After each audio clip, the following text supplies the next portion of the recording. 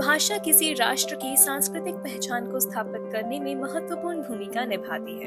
केंद्रीय मंत्रिमंडल ने मराठी, पाली, प्राकृत, असमिया और बांग्ला को 3 अक्टूबर 2024 को शास्त्रीय भाषा के रूप में स्वीकृति दी। इसके परिणाम स्वरूप आधिकारिक रूप से शास्त्रीय भाषाओं की संख्या 11 हो गई।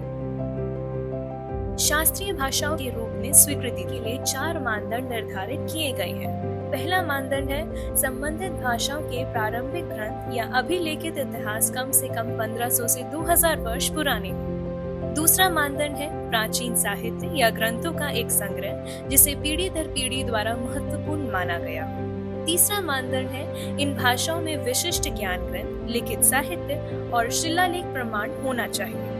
और चौथा मानदंड है शास्त्रीय भाषाओं का वर्तमान स्वरूप इसके पुरातन स्वरूप से भिन्न हो सकता है। शास्त्रीय भाषाएं भारत की गहन और प्राचीन सांस्कृतिक विरासत की संरक्षक के रूप में काम करती है और संबंधित समुदाय की ऐतिहासिक और सांस्कृतिक उपलब्धियों का सार प्रस्तुत करती है।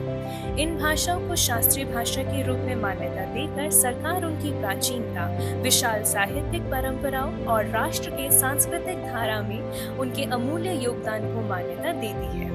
इस तरह भारत की समृद्ध सांस्कृतिक और बौद्धिक विरासत के संरक्षक के रूप में इन भाषाओं के ऐतिहासिक महत्व और भूमिका को भी स्वीकृति मिलती है। इन भाषाओं को शास्त्रीय भाषा के रूप में मान्यता देने से शैक्षणिक और शोध क्षेत्रों में रोजगार के महत्वपूर्ण अवसर पैदा होंगे। साथ ही इससे आत्मनिर्भर भारत का दृष्टिकोण भी मजबूत हो पाएगा।